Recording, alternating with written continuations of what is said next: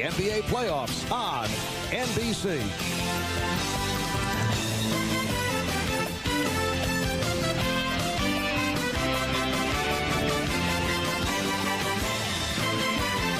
Christian Javier brings it. There it goes. Swanson touches one off. 5-0 Atlanta here in the fifth.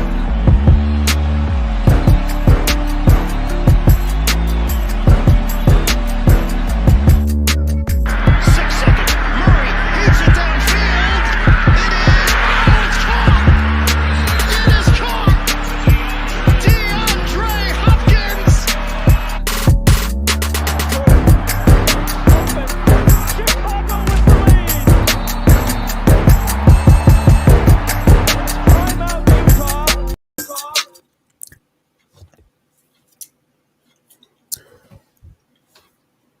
Give me a second, guys. Hold on.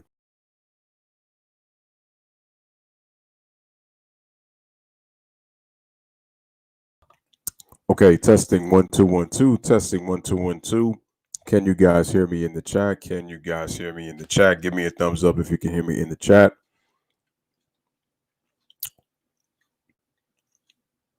Hopefully, as you guys come in, ladies and gentlemen, welcome. Happy, pleasant, good Monday evening to everybody. It is your boy Louis Sports Network coming back at you once again with another heavy hitter banger with yet another video.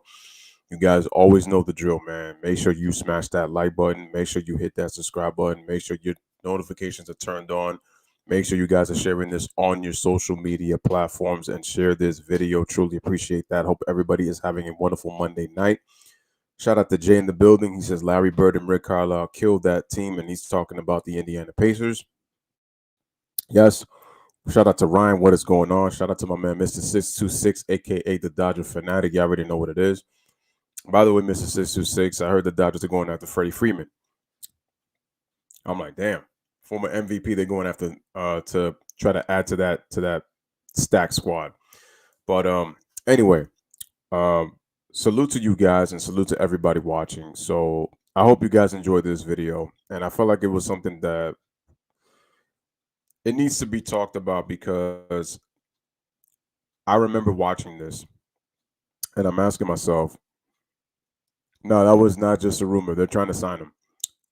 So, getting back to what I was saying, the name of this video is called Untold, Malice at the Palace, and this is my reaction. And if you're asking, I saw this documentary 3 times today because I heard about it on a YouTube channel.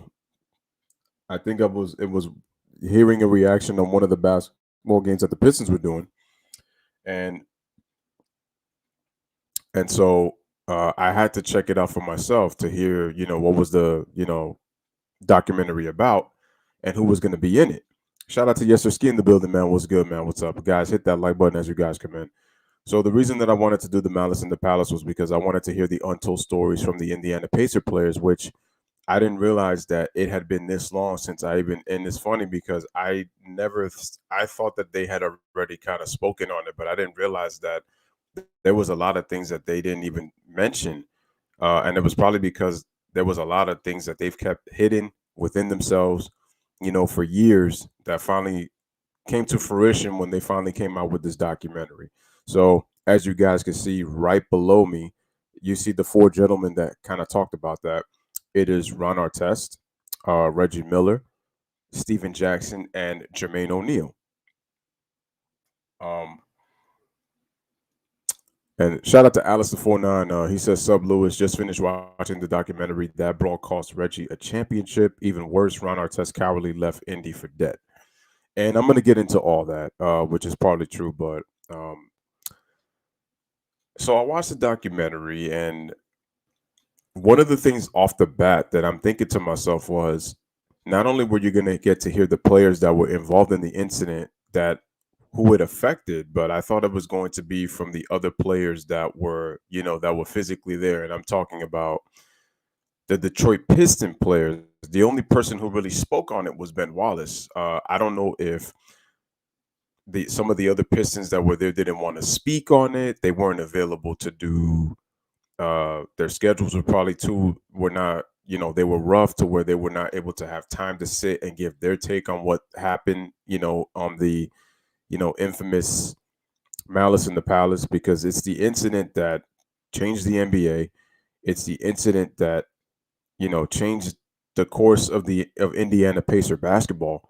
Jay had mentioned about Rick Carlisle and Larry Bird, but it also just changed. It was a dramatic spiral effect on what it did for Pacer basketball and what it would lead to, for years to come for the rest of the NBA, going into the future, as we see it today. And looking back on this documentary, there were some things that really kind of struck me. One of the first things that really struck me was I'm surprised I didn't hear from guys like Rasheed Wallace, who was there at the game and trying to be peacemaker when Ron Artest gave that hard foul to Ben Wallace, at the very end of the game. I didn't get to hear from Rip Hamilton, who was also there. I didn't get to hear from Chauncey Billups, who was also at the game when Detroit was getting their butts whooped by Indiana. And it really surprised me because I think it would have been nice to kind of hear their perspective too, on what happened. And I know they're going to say, well, what is there really to explain? Everything is kind of self-explanatory. And it's like, no, it's not. Like, for one,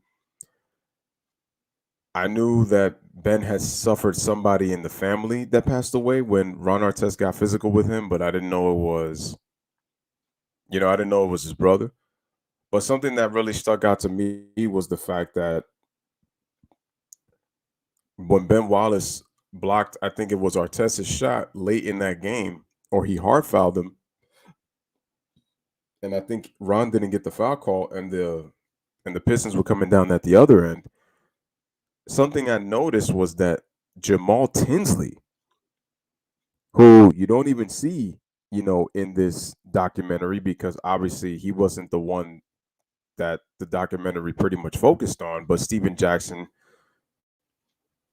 made light of it, and he said, now Artest got the opportunity to get his foul back, and Ron Artest he's in La La Land. Like, he's checked out, he's out of it, and Jamal Tinsley's telling him you could get your foul back on Ben Wallace. And Steven Jackson is saying, like, why would you say that to Ron Artest? You're saying that to him, like, now? And you know what? I'm thinking to myself, you know what? Had Jamal Tinsley not said that, it probably might have not ignited the hard push. I mean, the hard fouls and stuff like that you get all the time. It happens, but I remember Ben was so hot, and it was like, it was probably just one of those games where you're getting beat badly. You kind of felt like it was kind of being, you got shown up, and then you get a hard foul when the game is pretty much over. Like, the Pacers dominated that game, and they were showing that they were the best team that year, at least at the start. I mean, it was not 8 or 9 games into the season. I think the Pistons were only playing. I think they were a game above 500, I think, when they played.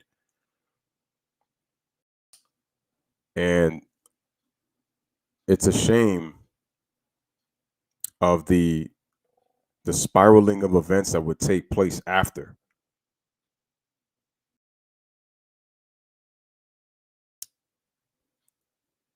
So the guy to my left, it would be to your right on the screen, John Green. He's the guy, as you can see him holding Artest, who Artest said that he wore 91 because of Dennis Rodman. And Artest was known as a loose cannon in those days. I knew Artest had problems, but I didn't realize that it was so deep to the point where he would check out. He wouldn't listen to anyone, especially when he mentioned in the documentary that, anytime Reggie kind of gave him any type of leadership or mentoring advice, he wouldn't listen to him. He wouldn't listen to anyone. I didn't realize that him and Jermaine had such a bad. Okay, shout out to Logan Tyler. I didn't realize I didn't realize him and Jermaine had a lot of friction between them. Neither, because Artest even says in the documentary that he's a loose cannon, and Jermaine O'Neal was known as a loose cannon.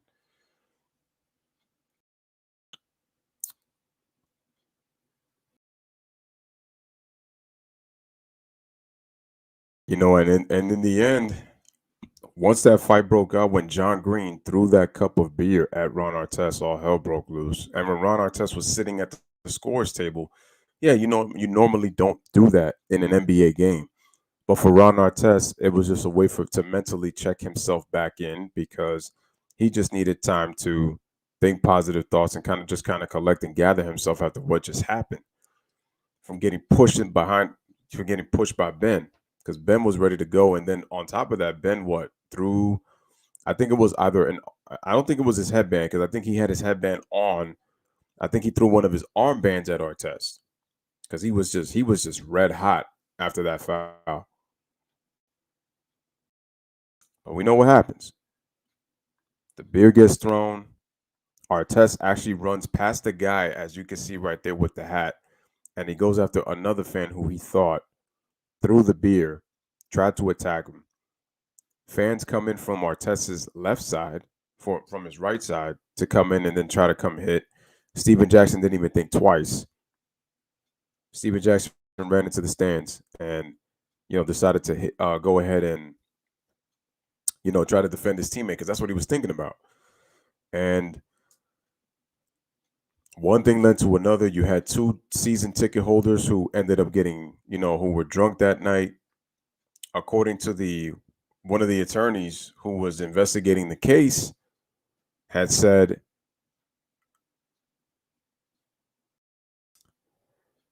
that what is it, Charlie, I think his name was, had a closed fist. He had a closed fist trying to punch Artest. And at that point, it was just a matter of survival. For those who don't know, Jermaine O'Neal from South Carolina, he was drafted, 17th overall in the 96 draft. He's in that famous 96 draft. And for those who don't know who was drafted in that 96 draft, let me throw a couple of players out there. Antoine Walker, Stephon Marbury, Marcus Camby, Sharif Abdul-Rahim, Ray Allen, Kobe Bryant, Kerry Kittles, Steve Nash. And the number one pick that year, Allen Iverson.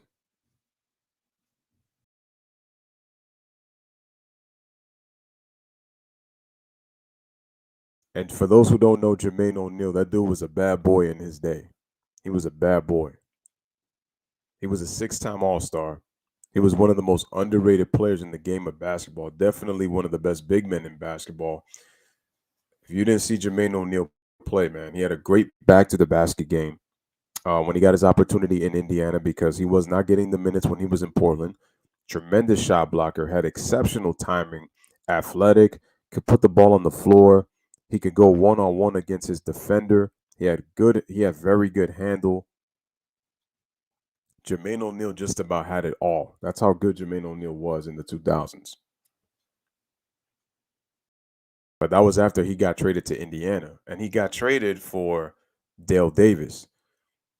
And the funny thing is, the fans in Indiana were not happy when Jermaine got traded. As Jermaine said in the documentary, he said, "Oh, that's who the Pacers traded for. They traded Dale Davis for him." So that was something that he had to prove himself. And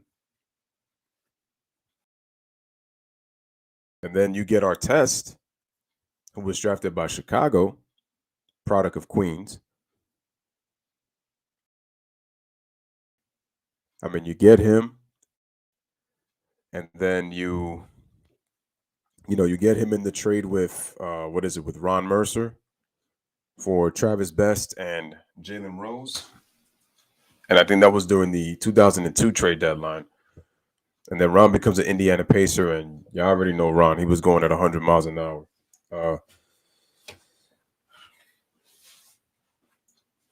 This is the same Ron Artest that said that he used to drink halftime.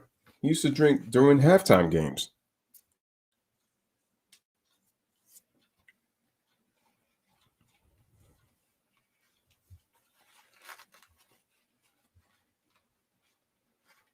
See?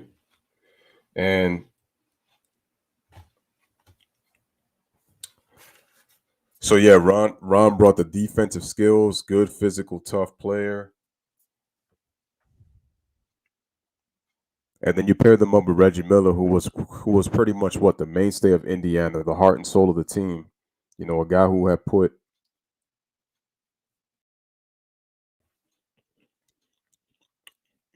before Jermaine got traded, he just finished his 14th season.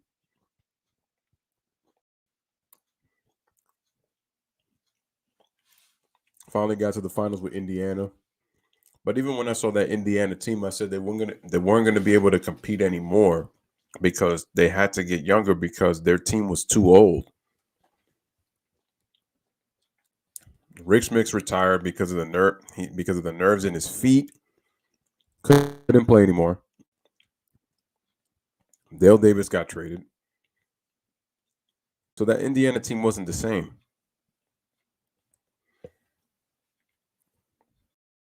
And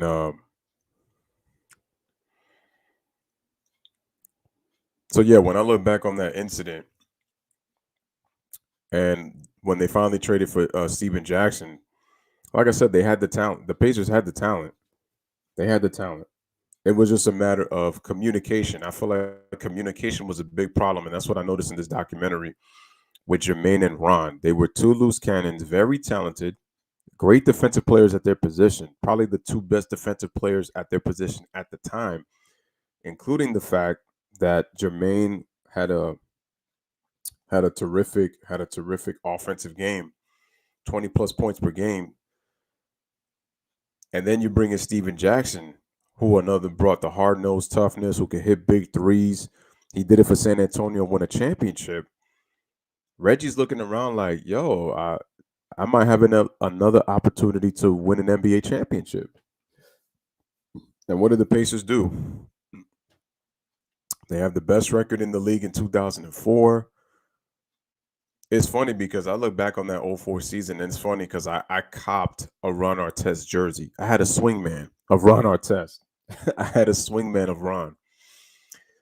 And I honestly thought that the Pacers were going to win it all that year. That's how good their team was. Their team was that good in '04. They won 61 games. But they ended up losing to the Detroit Pistons, who, for many people remember, they had Tayshaun Prince, they had Rip Hamilton, they had who was in his Tayshaun was in his second year. They had Rip Hamilton, who they were calling the new Reggie Miller in the 2004 playoffs. They had Chauncey Billups, and they had Big Ben. They had Ben Wallace. And then they just acquired Rasheed Wallace in the trade from Atlanta after only being there for one game with them. And it was the two best teams in the East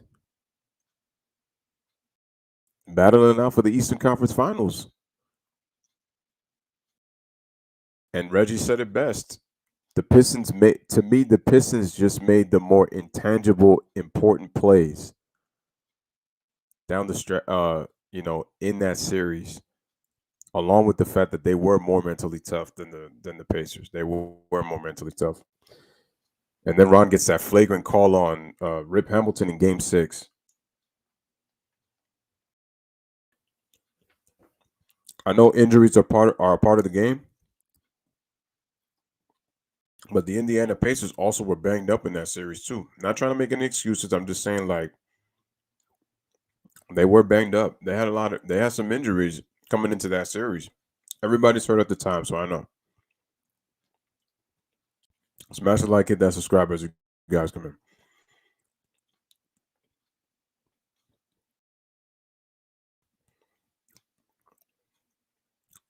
And it's one of those things where I felt really bad for Reggie Miller because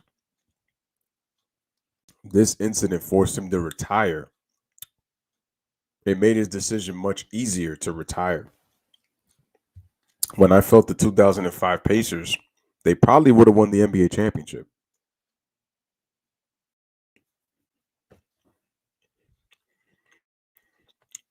They probably would have won the NBA championship.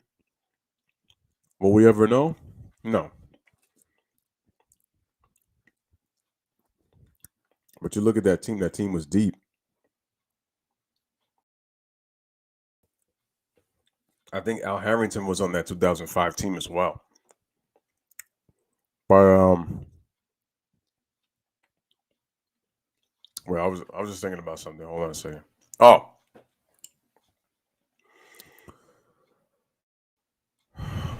another thing that really bothered me about the documentary was the fact that the fans getting involved and there was not enough security. There was not enough. Well, hold on. Ryan says that Reggie said that there was heat between the two teams year before the infamous brawl in 03-04. Well, actually, first of all, the brawl happened in 04-05, and it was on November 19th. So the bad blood, I'm thinking, was more so in the Eastern Conference Finals in 2004 when they played each other. So that Eastern Conference Finals carried over to the next year. I think that's what you meant. But, it's really important to know that when the fans got involved, what really concerned me was like the look on the faces, and you see little kids crying. You see older people, trying to fend for themselves. But let's get to the meat and potatoes of this whole situation.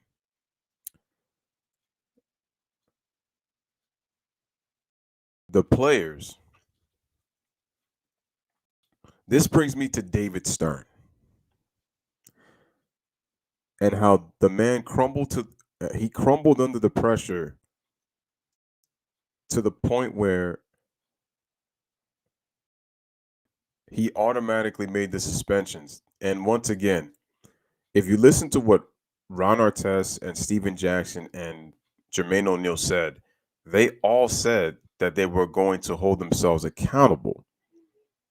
But the fact that they never got to hear their side of the story, the fact that they were defending themselves out of survival after a hard foul by Ron to Ben, which leads to the little mini scuffle, which then leads to the fan throwing the cup.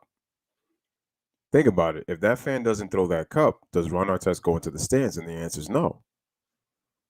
Does Ron Artest end up going after the guy and then trying to punch him when he blew past the guy that actually threw the beer? Do the fans get involved? No. Does Steven Jackson get involved? No.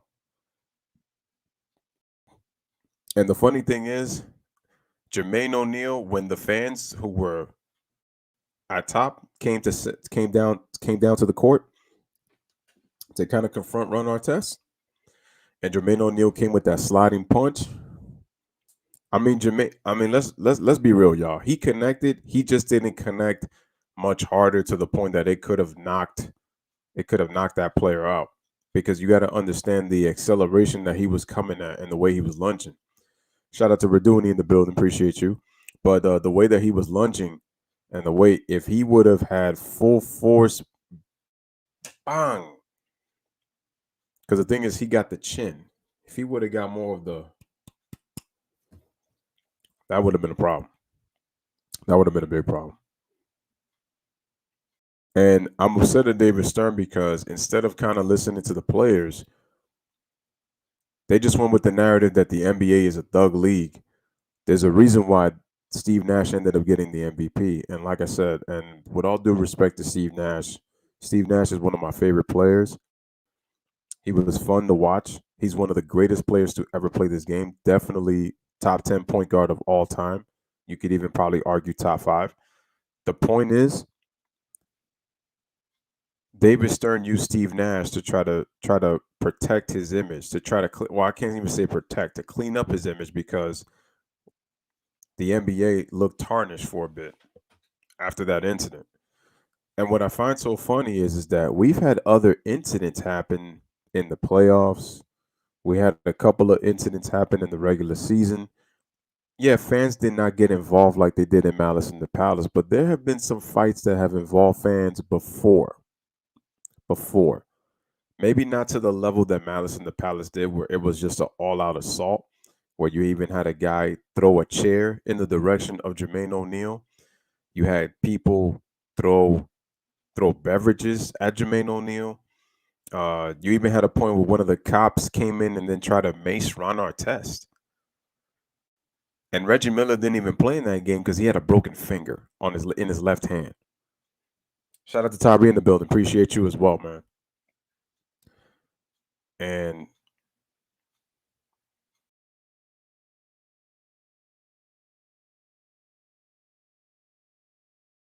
it's sad. It's just really sad because David Stern never even really looked to the players to hear their side of the story. He never looked to them and tried to protect them neither because the players were trying to survive. And I was like, and this is what David Stern has got to understand. Did he even stop and think about what actually happened? No. All of a sudden, and I appreciate that, Tyree. Hope your son is good, man, and I hope you're being safe out there too. David Stern just came out and just put out the heavy fines. Didn't even think about, he never held the fans accountable. Did y'all notice 48 hours after that incident happened on November 21st of 04, David Stern immediately comes with the gauntlet and says, you know what?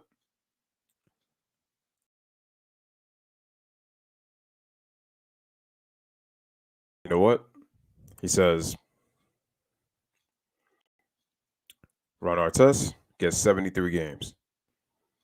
I agree that Ron deserved the worst penalty of them all. He got the 73 without pay.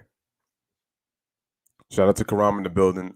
Jay really quickly says it doesn't matter. Game was about over. Carlisle did what he does. He didn't sub out his guys as a good sportsmanship.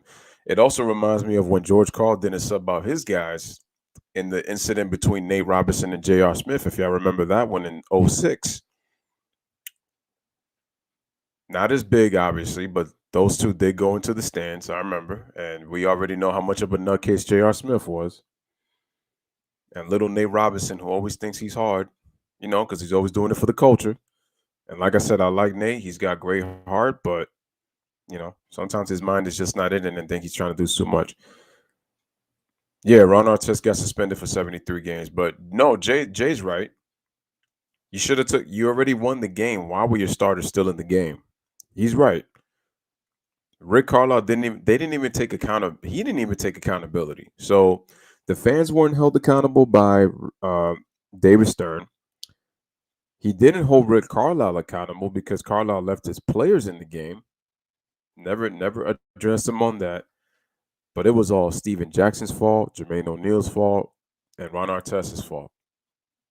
Lost a lot of money.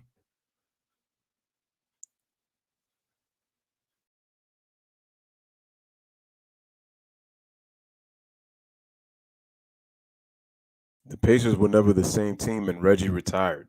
They were never the same team and Reggie retired.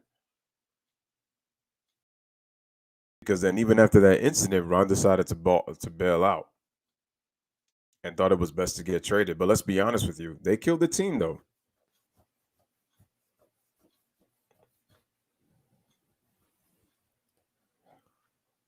But I have to blame Rick Carlisle because I'm looking at the game and it's like, why do you have Ron Artest still in the game? Jamal Tinsley telling him, oh, yeah, you still got a chance to get get the foul. But you already know what Rick is going to say. Well, I didn't really know what was going on. So, I thought everything was okay until I saw at that point, you should have took those guys out the game. You should have took Jermaine out. You should have took Ron Artest out. There was no need for those guys to be in the game. And you kept them in there, Rick. It's amazing to me how Rick goes unscathed in all this. This is his damn fault, too. I just find it ridiculous that David Stern has let things like Derek Harper and JoJo English, I remember that fight in the 94 playoffs, game 3. I remember it clear as day. Does anybody remember when Ray Allen went against Keon Dooling in the regular season in Seattle? I remember that. And Keon Dooling was another player that had mental issues, just like Ron Artest. A little bit different, but still, he had different issues too. There's that. I just talked about the brawl with Nate and what's this guy? I just said his name. Nate and J.R. Smith. That's the one where Carmelo sucker punched Marty Collins and even Isaiah Thomas, who I don't think it was ever really a great coach for that matter. Why did George Cole have Marcus Camby and these guys in the game? I blame George Cole for that too, because the Nuggets clearly were in control and they had the game won already. Some things are just left avoided. Like if you just would just do your job and just make sure that there's nothing starts to escalate. Get the people out of there so like nothing escalates. And I remember Walt Frazier was even saying that, like, why are those guys still in the game? And it's like, exactly. Like you really think a lead is just gonna disappear that fast?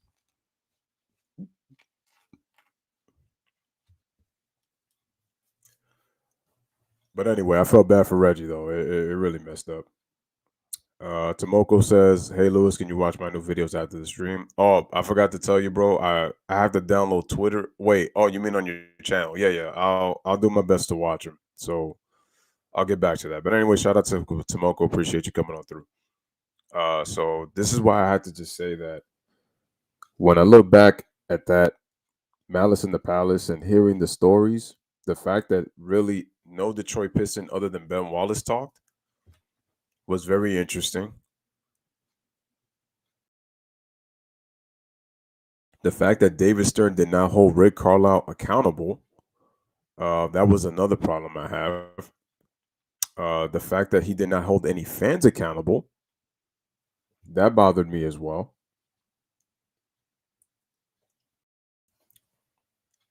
It was interesting that I didn't realize that Ron, had just cowered out and just left and wanted to get traded. And Jermaine O'Neal made a good point. I mean, they broke their back for you for what happened, and it was like you just bailed out. And I get it. Ron was just not. He wasn't right at the time, even though he was starting to see therapy, but he wasn't right at the time, and it kind of hurt because then what followed was Jermaine O'Neal ended up having injuries, and then he kind of just became a journeyman after that. He went from a 6-time All-Star to a journeyman, and he was never really the same player again. Had a lot of injuries that followed him. And then if you look at Steven Jackson, won a championship with San Antonio before he got traded there. You look at Ron Artest, who later joins Kobe and Phil with the Lakers, and then he wins a championship. And then what did Ron Artest say when he won the title? He says, I was supposed to win one with Jamal Tinsley, Jeff Foster, Jermaine O'Neal, Steven Jackson, and I just didn't get it done, and it made me look like a coward. He said that on national TV after he had won the championship in Game 7 against the Boston Celtics.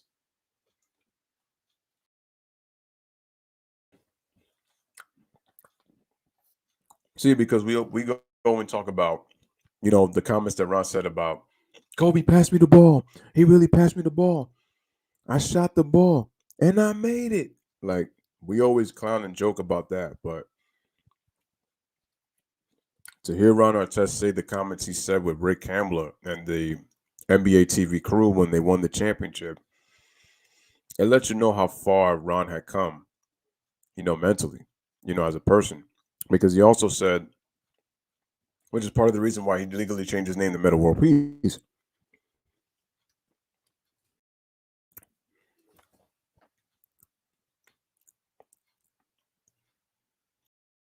And people have to remember that the Detroit Pistons were the beast of the East because they got to go to the Eastern Conference Finals 3 more. As a matter of fact, they went to the NBA Finals in 2005 when it was supposed to be the Pacers. And then the Pistons went to the conference finals 3 more times. The Pacers wouldn't sniff a conference finals until 8 years later with a young Paul George. But remember, in 2005, their best player was Jermaine O'Neal. And Reggie was still killing it at 39 years old. Still killing it. And when Reggie retired in his last game, I think they lost 87-79, I think, in Game 6. They faced the Pistons again, but in the second round. Reggie told Michelle to for you, and I'll never forget it. Reggie says he said it was time was up for him to retire. He said, I can still play this game. I can still play at a high level, but he felt like it was quits. But the reason Reggie retired was because of Malice in the Palace, because he realized it was a young man's game, and he felt that it was time to hang him up. The 2005 Pacers, even if it was only 9 games in the season, fully healthy, they were going to be the best team in the NBA. Unfortunately, that's not what happened.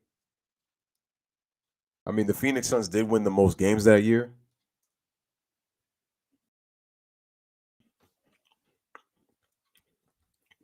But to me, the Pacers would have won the championship if their team was healthy. When you miss all that time, you lose the chemistry.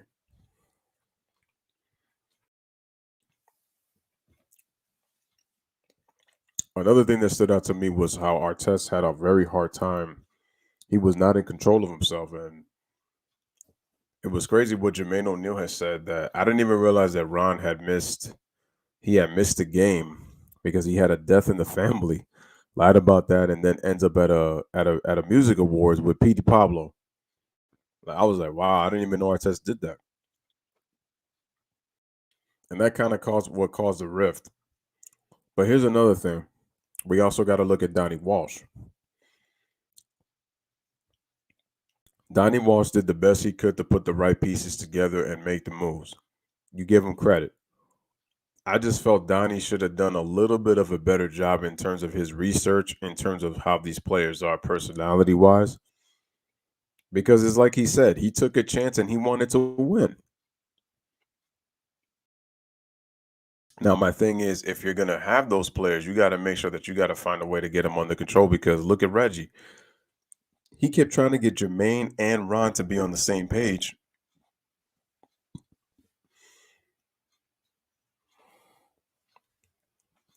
Right. All right. So getting back to the comment section. Jay says Reggie made the right choice, man. We saw the horrible trade after horrible trade that started with Ron. Larry should have spoke up more. Donnie Walsh wanted them gone. Larry didn't speak enough. Yeah, that was another thing that bothered me too in the documentary, as I'm seeing like Larry, being part of the organization and stuff, and I'm saying why, a 3-time NBA champion and Larry Bird, who won 3 straight MVPs in that league in the 80s, at one time was the best player in the NBA. Why didn't you speak really on this?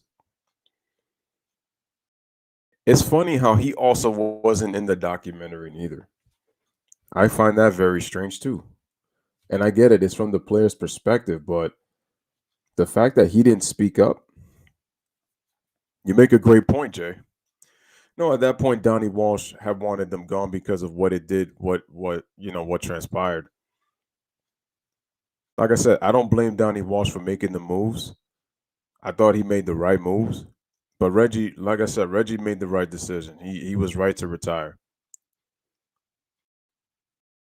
He was right to retire.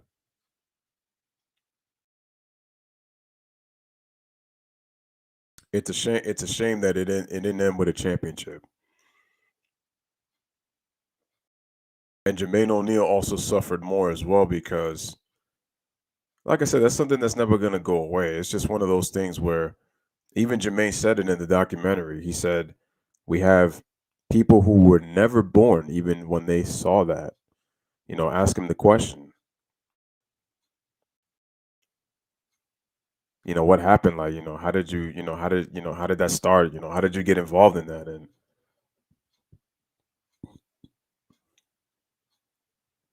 that's an incident that just kind of wakes up a lot of personal demons, that you don't want to relive, as a person, as a former NBA player.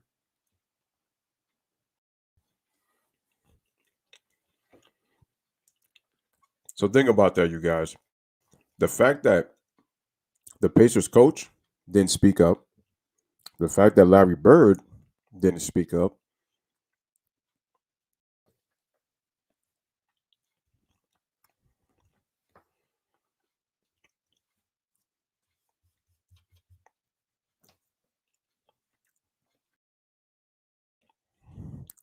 Well, Jay says that Donnie wanted Artest gone from the jump after the brawl. No, you're right, because let's face it, it really hurt the image of the Pacers and it hurt the image of the league, which is why I tell you guys that's where Steve Nash came in and won the MVP in 2005, 2006, and then Dirk Nowitzki won it in 2007. They had great seasons, but let's be really honest with ourselves, as I've always said before. Was Steve Nash and Dirk Nowitzki considered the best player in the NBA? And everybody knows the answer to that. The answer is no. It's not hate.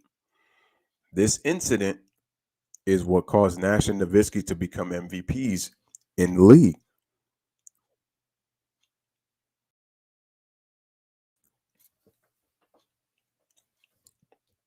Nash and Dirk became MVPs because of this situation.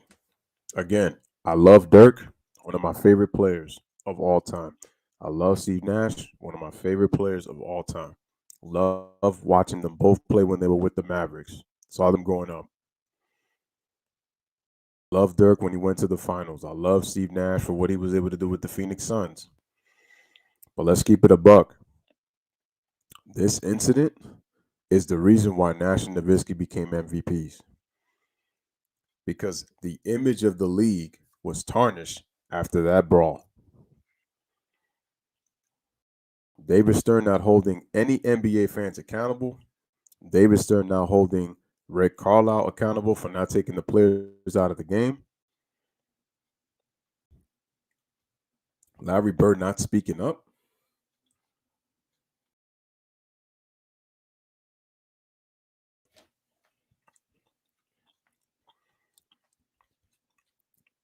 And Larry Bird was very respected. So the fact that he didn't speak up on it, what does that tell you?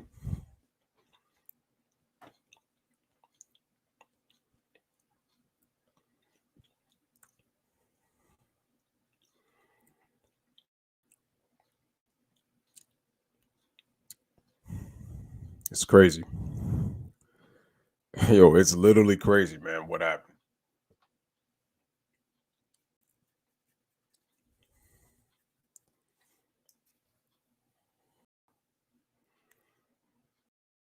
And the fact that I didn't hear any other Pistons but Ben Wallace was that's kind of interesting in itself too. It's almost kind of saying like that, guys don't want to be a part of that. Like, don't put me a part of that, history. I don't want to be on that side of history. Problem is, you were there. But I know people are not going to be comfortable talking about it. I just found it interesting that I didn't hear from Rip. I didn't hear from Chauncey. I didn't hear from Tayshaun. I didn't hear from Larry Brown. That to me was probably more interesting than anything because they were all there. They were all there. Excuse me. So to not hear those guys and only hear Ben talk because it started with the hard push and the hard foul. That's something probably that we'll never know. Somebody might come and say, "Oh well, they probably didn't have the time to do it." Whoever comes up with the reason or whoever finds out any details about it, please let me know in the comment section, or if you happen to be watching, let me just, put it right here in the, in the chat.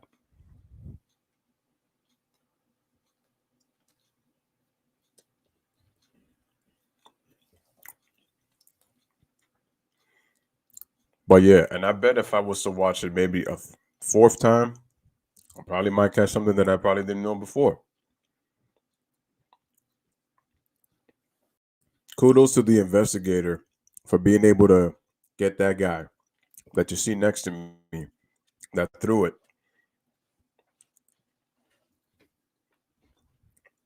He had to watch that tape 10 to 12 times to finally figure out who was the one that threw it.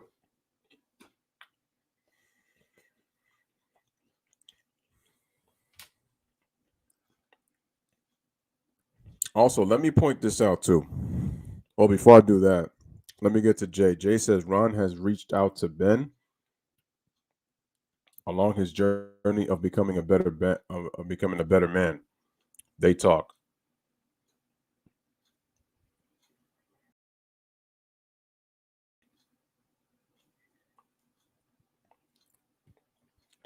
That's what's up. Well, like I said, I'm happy that Ron has found peace. Yeah, I heard him and the fan, they actually do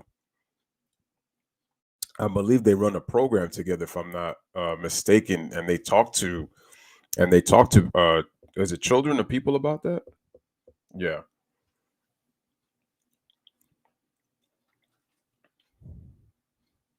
So that is so I already know that Ron and the fan they run a program together, and it was pretty much talking about that incident.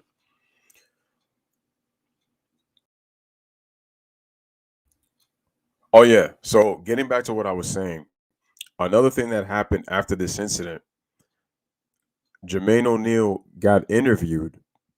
I think it was by ESPN. Yes, the four-letter network. Yes, I mentioned it. Don't like mentioning it, but I had to say it. And I also believe, and it was comments on what Rasheed Wallace made, which is why I felt he should have been on this documentary. Y'all remember what he said about David Stern being called David Stern being racist to black players.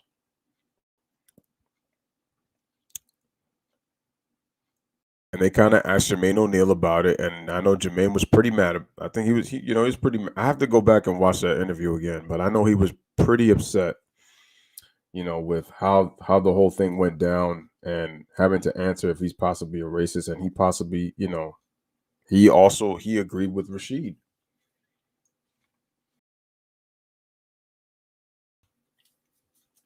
And what I said what David Stern did was he just completely bent the knee. He put the hammer down again. Steven Jackson was willing to be accountable, and I understand he wasn't kissing ass. You really couldn't because you know maybe he could have, but I don't. I doubt that he was probably going to get his suspension lowered. Or at least with Jermaine O'Neal, he got his suspension lowered from 25 to 15. I think Ben Wallace got 15 games. Ron Artest got the full 73 because I think that was the ninth game of the season for. It was the ninth game of the season for the Pacers, and it was the eighth game of the season for Detroit. And they were all suspended without pay. Ron being the worst one.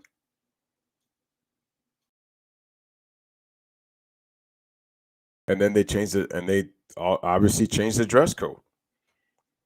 But this is why I also say that with Stern, it really didn't. It really didn't.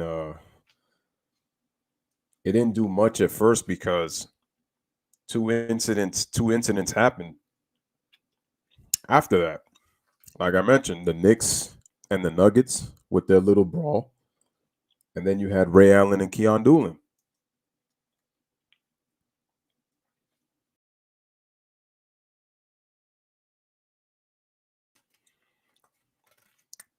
And what I find so hypocritical of David Stern is there's been brawls before that have gone into the stands. Now, once again, it didn't go to the level to where fans were coming on the court, but it's not the first time that it happened.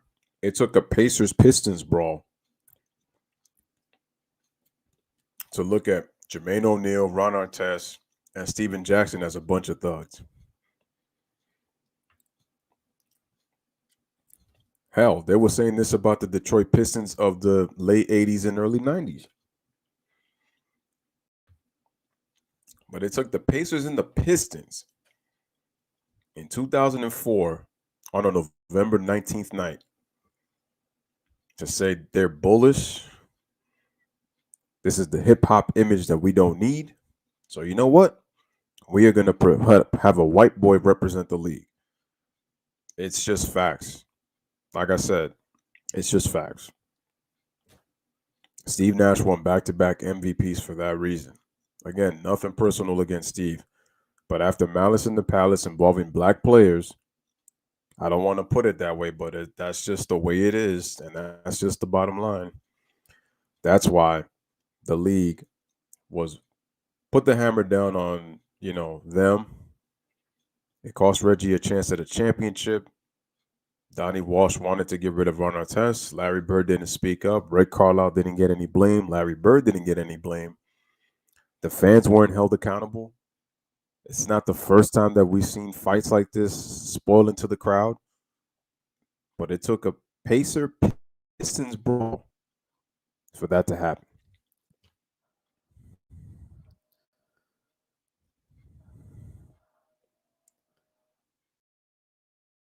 There used to be fights in the 70s before Stern became commissioner.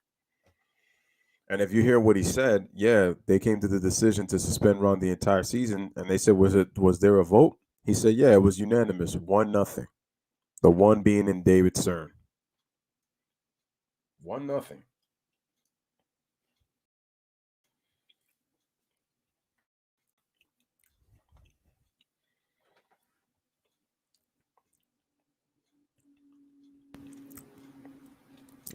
If you guys have not watched that documentary, y'all need to see that documentary. Need to see it. Which is why I wanted to get my thoughts on it, because I just find it very strange that not more guys are speaking on this. I think it would give the players better.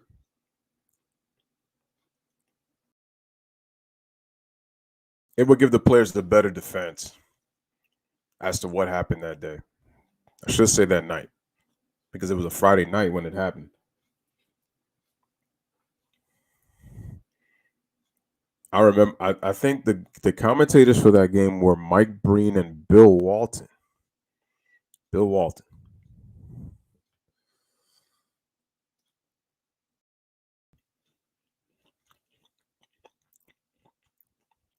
And what's sad was Mike Breen also was there the night of the brawl between J.R. Smith and Nate Robinson, too.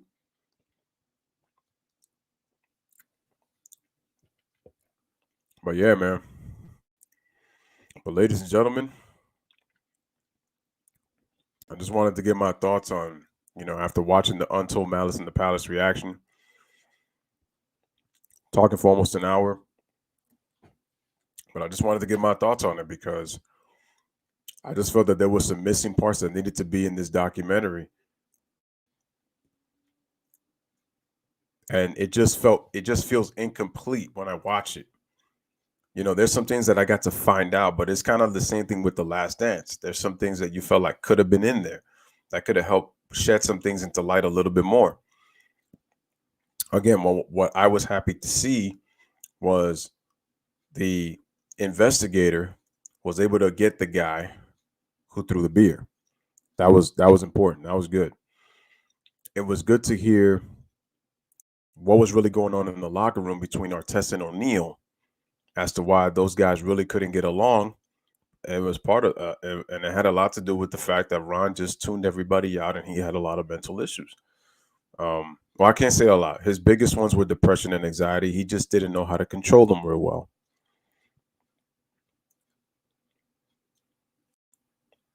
And the players didn't get a pass at all. David Stern just looked at it as a bad act, but never tries to find out what happened. Never tries to find out what happened.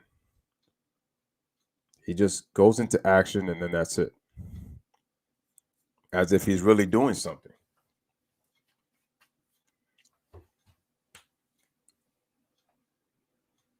Jay says that the doc was a money grab, way past the time for all included to be involved. Nobody wants to relive it almost 20 years later. It's true. That's true.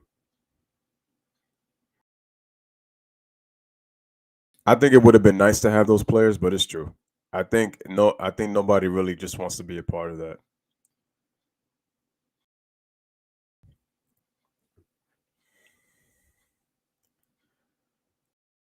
And the thing is, you could tell Jermaine just doesn't want to talk about it. But let's be really honest. We had never really heard their side of the story up until this point. Because, like Jermaine said in the documentary, they've been kept shut. They have been kept quiet. They really couldn't say much. They pretty just had to take their punishment. I mean, Jermaine got his thing reduced, but he had to take his punishment, no doubt. He was willing to take it, but that's just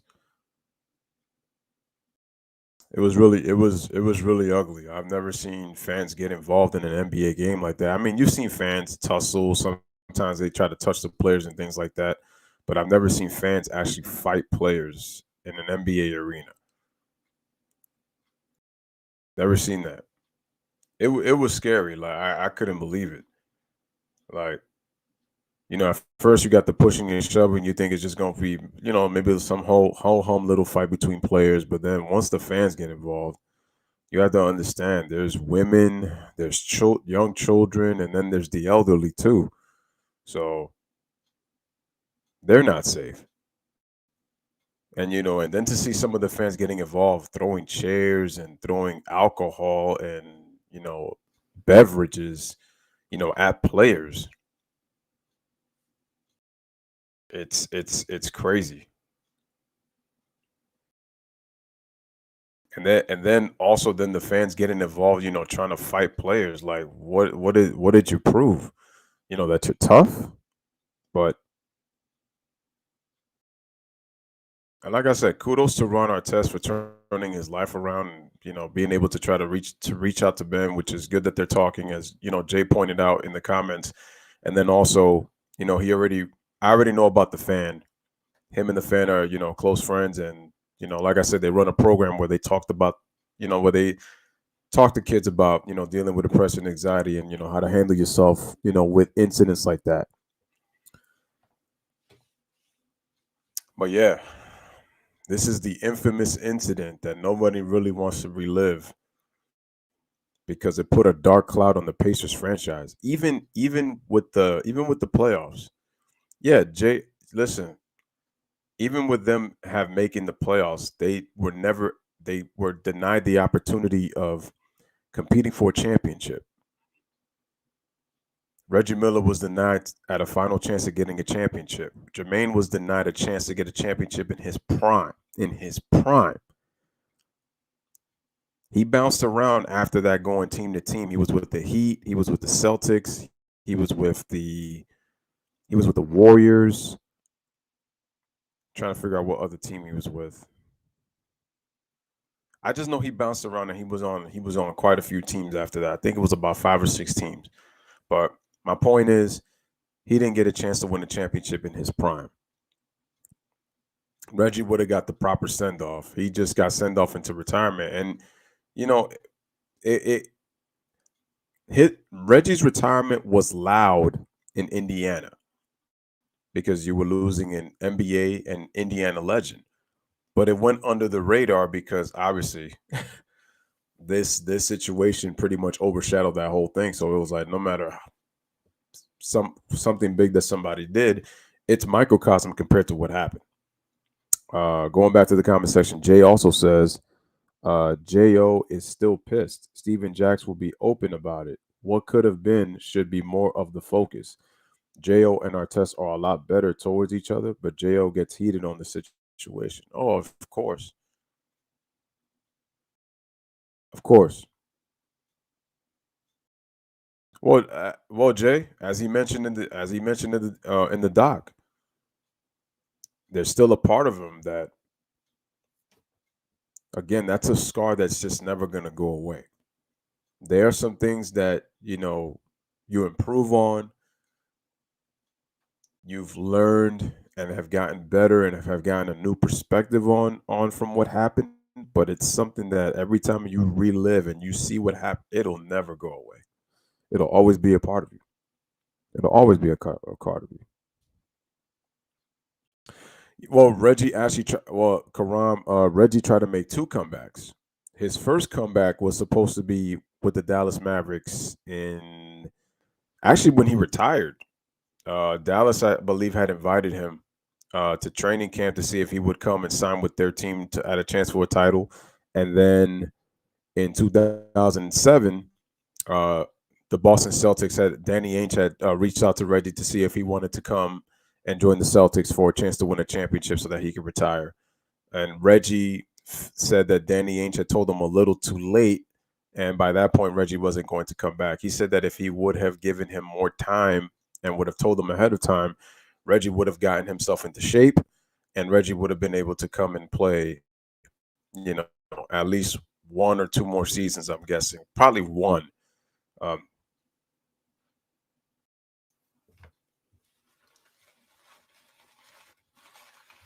no, Reggie was not signing a 10-day contract. Reggie, I think, he was signing a 1-year deal.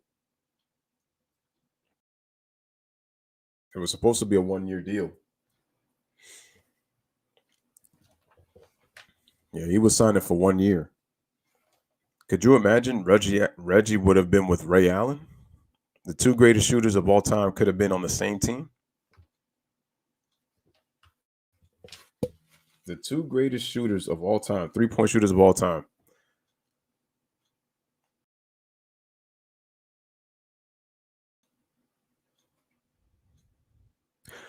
Oh, Jay says, I haven't seen the doc. When J.O. talks about it, you see that fire like it's 2004. This doc is nowhere near the first time. No, it's not. J.O. has talked about it. Has that dead stare on the topic still.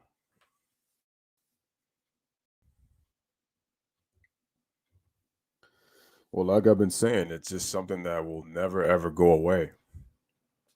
But at the time that it happened, even the few years after, it feels fresh. So for Jermaine, it feels fresh. Like if it's well, in the documentary, he said that until that arena kind of went crashing down and it was kind of the end of the Palace, which again I didn't believe him anyway because I said that's going to stay with you no matter what. That he felt that there was going to be no sense of peace.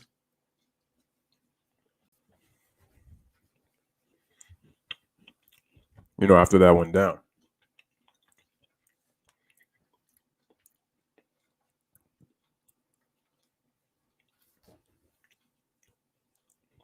Steven Jackson, he just didn't care.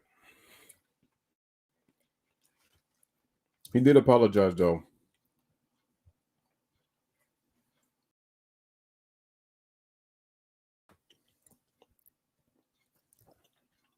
I will say this about Jermaine O'Neal. He was a hell of a teammate when it came to Reggie Miller.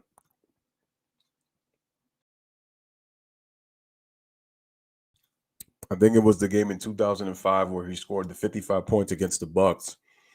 He had a chance to break the record, the franchise record that was held by Reggie. Subbed himself out so that he didn't break the record and let the record stay with Reggie. That's a lot of class by Jermaine, and I have major respect for him for doing that. As I mentioned before, Reggie is the heart and soul of the Pacers. He is what Indiana basketball is all about when it came to being what an Indiana Pacer is.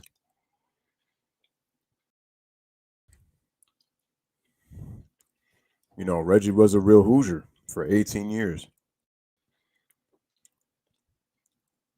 He wanted to be drafted by the Lakers. His favorite player was Magic Johnson. And even though he didn't know what Indiana was, where it was at first,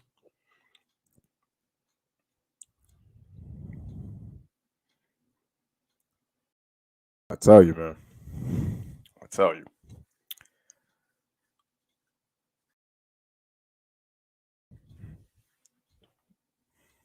Reggie's one of a kind.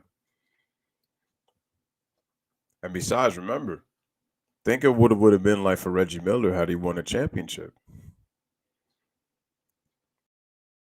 He even said it, that the guys would have been doing all the heavyweight lifting. All he cared about was a championship and getting it for the city of Indiana. There you go. Jay says, I would have taken all three on my Lakers at the same time, too. That team had talent. They were arguably the most talented team at the time. Oh, yeah, we know the Pacers are a small market team, for sure. I'm just saying I give Reggie a lot of credit for giving the Pacers the recognition that it got, despite it being a small market. You know? So yeah, after watching the documentary, those are just pretty much my opinions. Jay makes a great point. When they first initially talk about the incident, that really stands out a lot more than how they're talking about it now. And you're absolutely right. It was a money grab because it was going to get people interested. Okay, like what's it really like? Like what were they really not letting you say that you didn't say before? Now that you're bringing up now, it was a money grab. You're right. Nobody wants to relive that,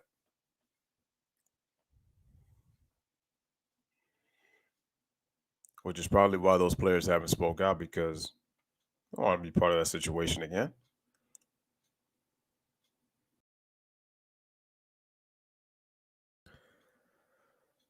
And on that note, ladies and gentlemen, it is your boy Louis coming back at you once again with another one. Those are just my thoughts on the Malice and the Palace reaction, the untold story from Ron Artest, Reggie Miller, Steven Jackson, and Jermaine O'Neal.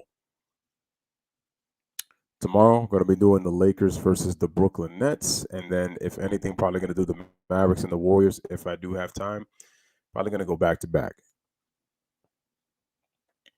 So, from the Louis Sports Network, continue to like the videos, continue to subscribe to the channel, continue to share the streams. Shout out to Sly, real quick.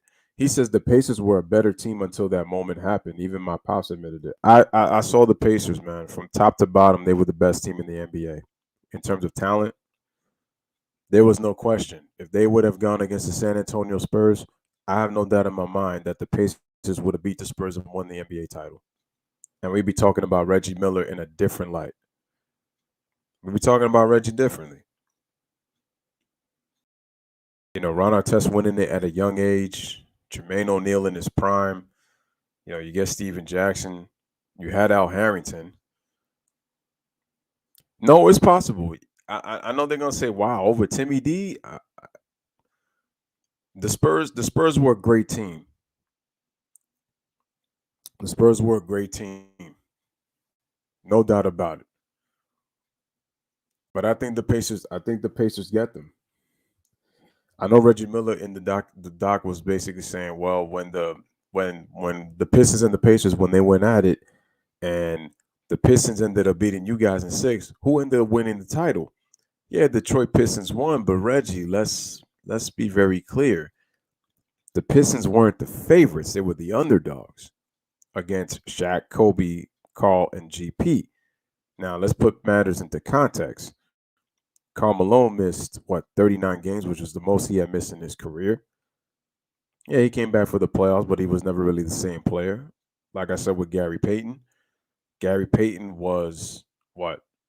He didn't understand the triangle, and we know that Gary Payton likes to play 94 feet. He's a full court player, and he has to have the ball in his hands. Kobe and Shaq run the triangle the best because they have the experience and they won the championships. And the triangle is supposed to be run through Shaq because he's the best player on the team, not Kobe, even though Kobe was starting to rise. Well, the Lakers were the supposed super team that year. That super team only won 56 games. They did start at an 18-3 pace. Again, we got to put matters into context. So they did start 18-3.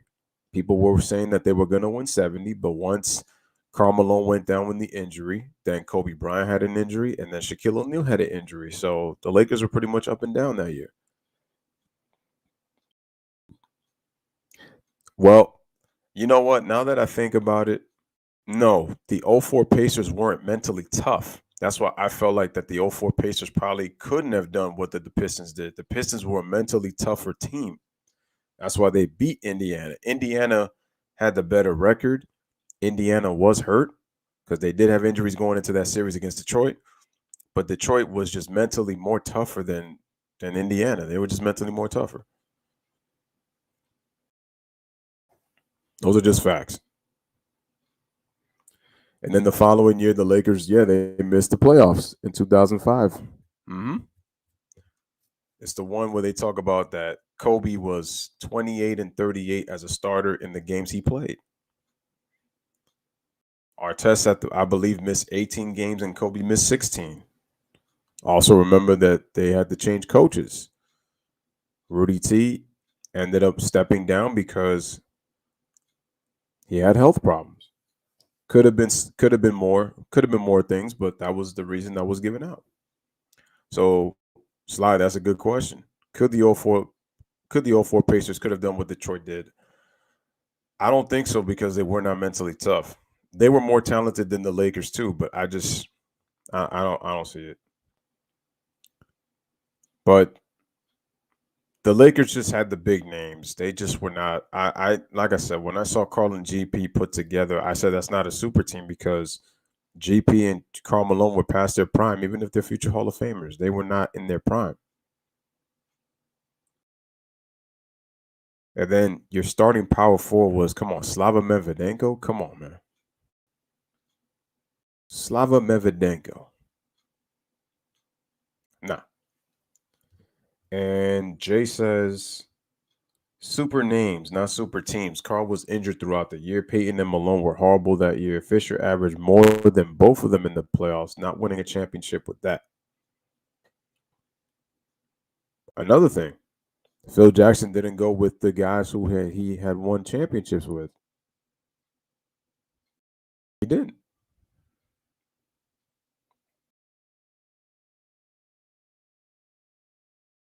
So that's why when you look at, looking back at this, it's a reason why players don't want to relive arguably the darkest day in NBA history. Not just for the Pacers, but for the NBA in general. And this brawl is the precedent for what the league is today. So on that note, ladies and gentlemen, have a wonderful night. We'll be back with Lakers Nets basketball tomorrow. Smash the like, hit that subscribe. Make sure to continue to share the videos. Bless up, live, laugh, love. Thank you guys for watching. And before I go,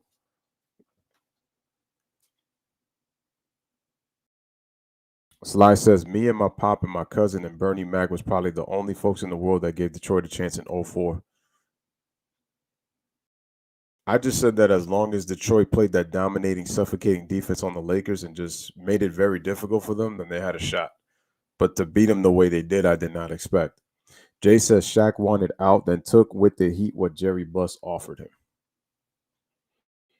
I know, but all they want to do is just blame Kobe. I said Kobe gets part of it, but again, Shaq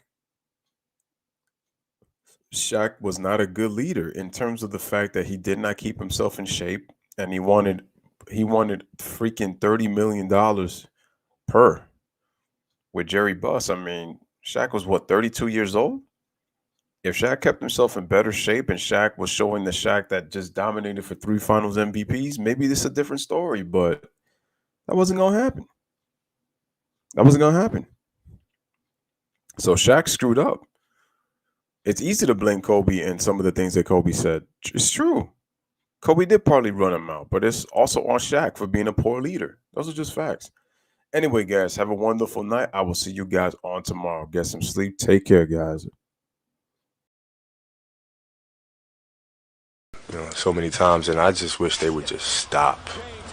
You know what I mean? Just stop.